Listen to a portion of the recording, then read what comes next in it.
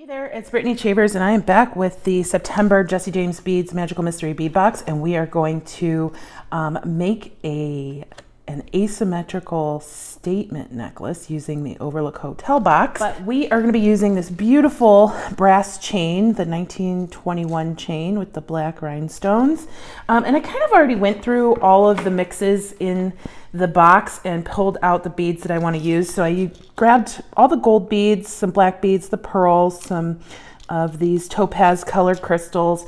I grabbed these crystals because they were my favorite from the box. They're just so yummy. I grabbed some more black crystals and the brass stampings. And then I did grab some findings from my stash, like a clasp and jump rings and some string of material. I grabbed a ring from my stash. We are going to start with the chain. This is going to be almost like an imitation lariat necklace. It's not really a lariat because of how it'll actually come together, but it'll look like a lariat for whoever's wearing it. I am going to start with my chain. I need two pieces, and one's going to be a little bit shorter than the other. All right, so this piece is going to be approximately 14 inches. And this will be the longest strand. And then the other strand, I'm gonna make about 4 squares shorter to start. If I want it to be shorter than that, then we'll go from there. But I am gonna grab a jump ring and my clasp. I'm using just a generic toggle and 2 jump rings. And I'm gonna connect both pieces of chain to those, to the clasp. I'm going to make sure that the shorter piece will eventually be on the outside of my necklace. We'll close that up.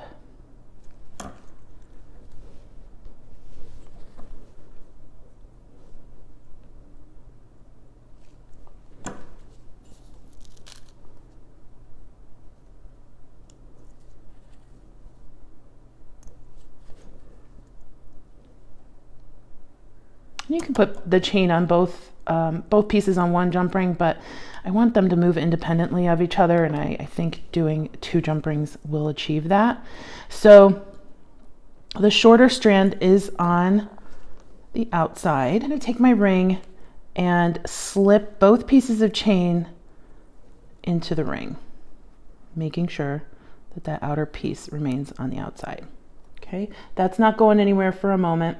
And then I am going to take my large crystal, and I have a ball head pin, and I'm going to do a wire wrapped loop. And I'm going to do that for both of these crystals.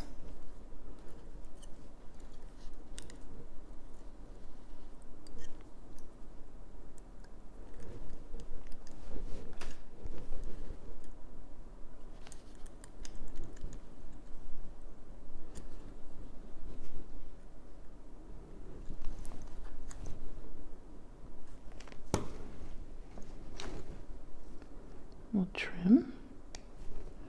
So I have a dangle made out of my black large checkerboard looking crystal. And then I have some 24 gauge German style wire that I am going to wire wrap onto our dangle.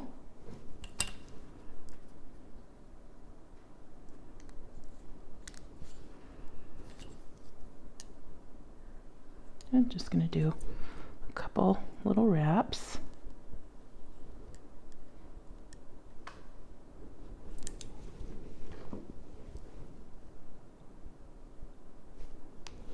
I'm going to slide on one of my little hexagons. Do a wire wrap loop at the top.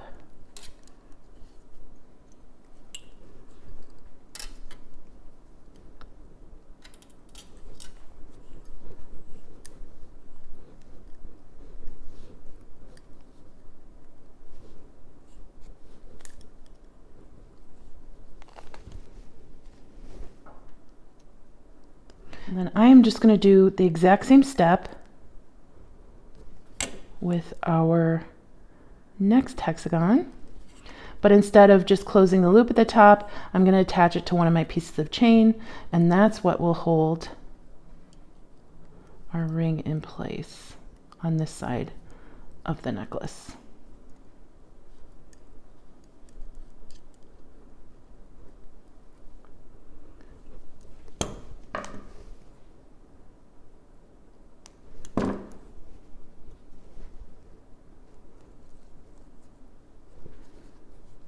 Lovely dangle here.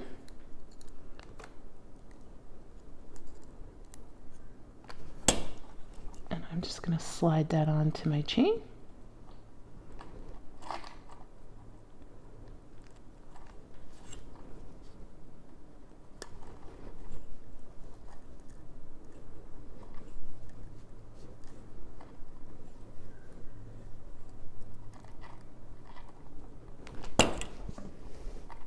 And I'm going to do the exact same thing for this piece. Okay, so now that that's been completed, these pieces are hanging below the ring, and I'm going to string some beads onto the other side of the necklace. I'm going to attach a jump ring to this larger ring and then string in this pattern, and I'll show you the pattern I've got. I've got some of the topaz color or citrine color, and then black and white alternating, and then if I need some extra length, I have some of this chain left. I'm super excited to have this come together. I'm not going to be using these stampings because you won't be able to see them behind my neck, but I'll incorporate those into a pair of earrings. So to finish off this necklace, I'm going to take some 19 strand bead-along bead stringing wire in gold. I'm going to take my jump ring and attach it to my larger ring and close it up as tightly as possible. There we go. And then I am going to crimp onto that with my bead stringing wire. Take my wire and a crimp tube, put the crimp tube on the wire, and then my wire through my jump ring and back through that crimp. I'll swing that down to my jump ring, making sure that my wires are not crossed. Take the crimping pliers and put that in the largest notch and squish. And then we'll turn 90 degrees, squish again, moving it up the pliers, and then I'm going to squish one more time. And then I'm just going to thread my beads onto my wire.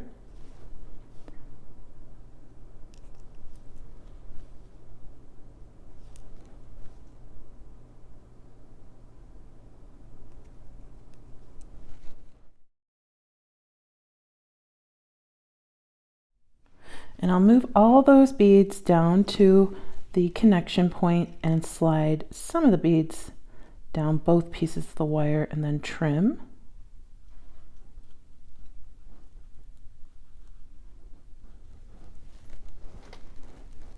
Making sure not to grab the main wire in the nippers. Move everything down. And then I am going to take this end and crimp directly onto my piece of chain. Now it's longer than I need, but that's okay. I can trim that once I decide how long I need this side of the necklace to be. So I'm going to come through my chain,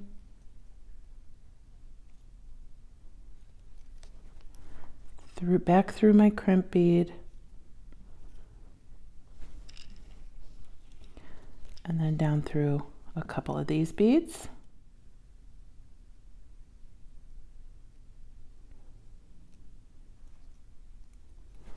And then I'm going to grab my chain and my wire and pull. And that's going to eliminate my excess wire.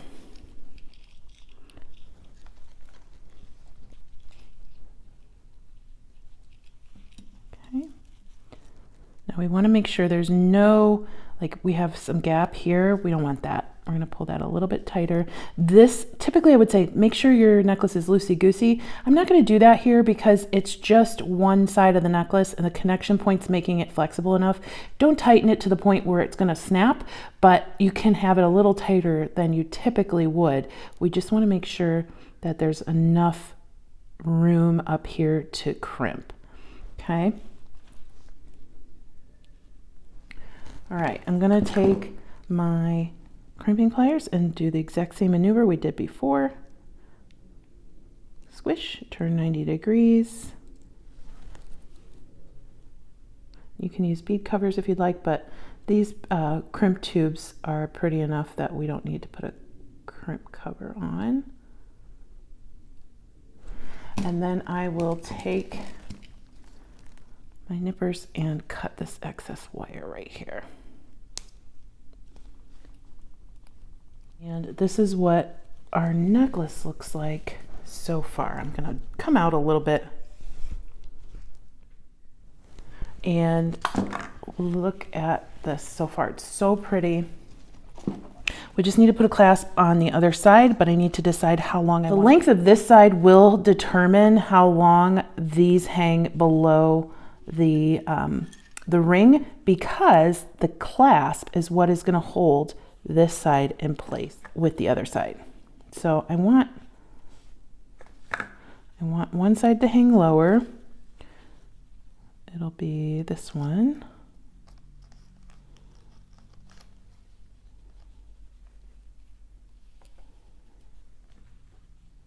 Okay, and then we just got to decide where the ring is going to really fall. I think right there. So right here is where I'll cut my chain, and then I'm just going to use a jump ring to attach the other side of my toggle.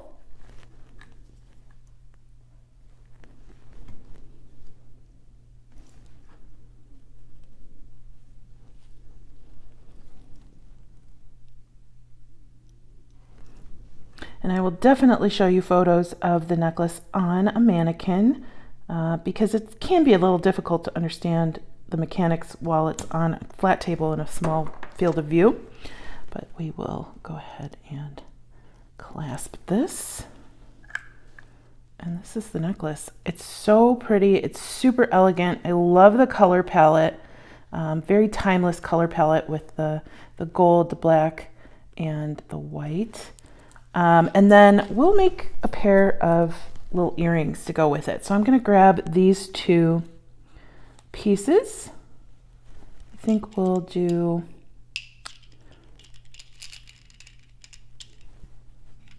this really pretty crystal in the middle.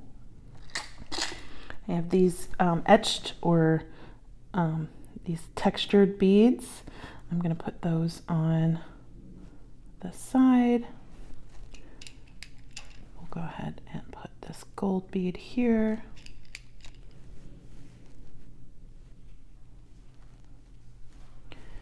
And then some daisies above the white beads. And I'll take some head pins and do some dangles.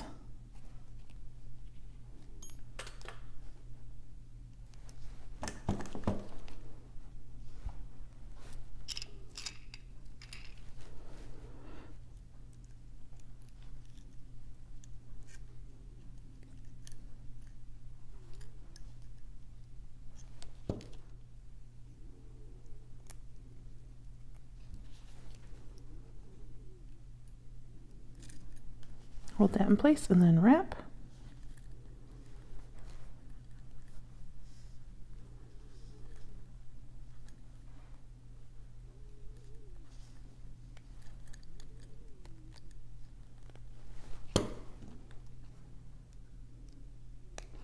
And I will do that exact same thing with the white beads with the daisy spacer. Here we go. We have two cute little dangles that match our necklace. I just grabbed some little Huggy style earrings from my stash. And I'll just swing that open.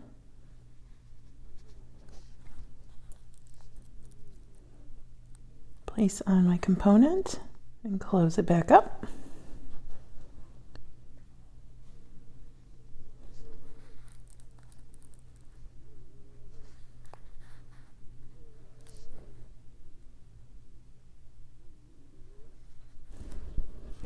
And there we have some nice, cute, like Art Deco-y earrings to go with our beautiful necklace. Like I said, I'll include some really pretty pictures. Thank you so much to Jessie James Beads for having me back. And I hope you enjoyed the tutorial today. If you're interested in the Magical Mystery Bead Box, check out jessiejamesbeads.com. Have a great day. Bye-bye.